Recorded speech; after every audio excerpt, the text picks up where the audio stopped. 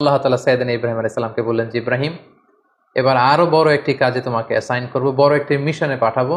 সেটা হচ্ছে আমার ঘরকে তোমার আবার পুনর্নির্মাণ করতে হবে, অর্থাৎ রিকনস্ট্রাক্টিং দ্য কাবা। কারণ আমরা জানি কাবা প্রথম নির্মাণ করেছিল ফেরেশতারা, তারপর করেছিল আদম আলাইহিস সালাম, তারপর করেছিল নূহ আলাইহিস সালাম। কিন্তু নূহ আলাইহিস সালামের মহাপ্লাবনে কাবা ধ্বংস হয়ে গিয়েছিল।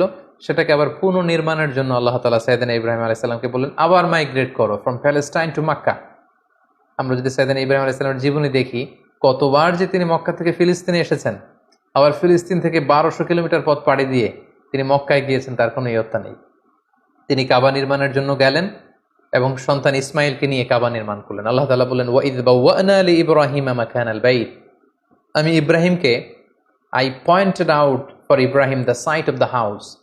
কাবা ঘরের সাইটটা আমি দেখিয়ে দিলাম, এটা কতটুকু উঁচু হবে, কতটুকু দৈর্ঘ্য হবে, কতটুকু প্রস্থ হবে, তার সবটুকু আমি ইব্রাহিমকে বুঝিয়ে দিলাম।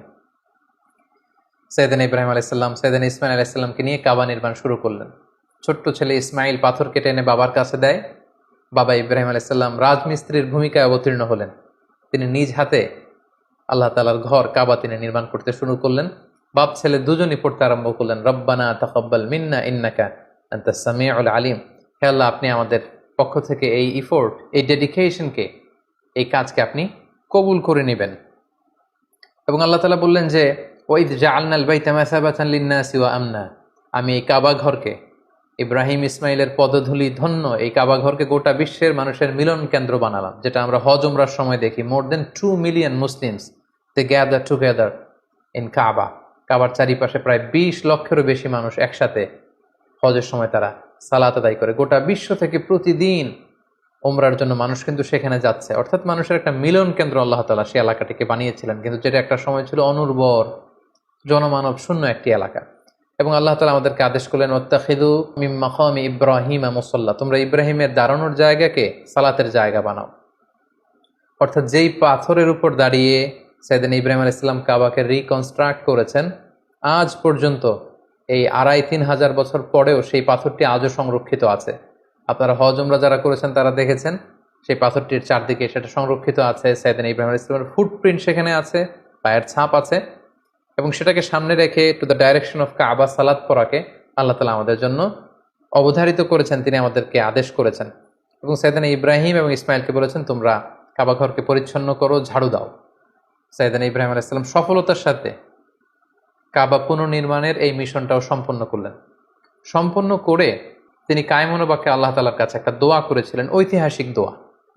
তিনি বলেছিলেন, রব্বানা ওয়াবআস ফীহিম রাসূলান। হে আল্লাহ, এই মক্কায় আপনি একজন রসুল পাঠাবেন, ইয়াতলু আলাইহিম আয়াতিক, যে আপনার আয়াত তেলাওয়াত করবে, ওয়া ইউআল্লিমুহুমুল কিতাবা ওয়াল হিকমা, এবং এই এলাকাবাসীদেরকে তিনি আপনার কিতাব শিক্ষা দিবে, সুন্নাহ শিক্ষা দিবে, ওয়া ইউযাক্কিহিম, তাদেরকে পরিচ্ছন্ন করবে, ইন্নাকা আনতাল আজিজুল হাকিম, আপনি মহাপরাক্রমশালী, আপনি প্রজ্ঞাময়। এই বরকতপূর্ণ দোয়ার বদৌলতে বেসিক্যালি আল্লাহ তাআলা আখিরি জামানার পয়গম্বর বিশ্বনবী মুহাম্মদুর রাসূলুল্লাহ সাল্লাল্লাহু আলাইহি সাল্লামকে প্রায় 2500 বছর পরে মক্কায় শেষ নবীর আগমন ঘটে।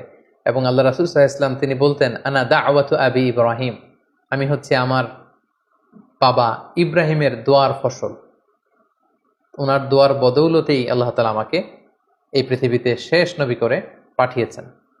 একেবারে শেষ পর্যায়ে আল্লাহ তাআলা ইব্রাহিমকে বললেন যে, ইব্রাহিম, তুমি মক্কা ছেড়ে যাওয়ার আগে মক্কাতে একটি ঘোষণা দাও, ঐতিহাসিক ঘোষণা, বিগ অ্যানাউন্সমেন্ট।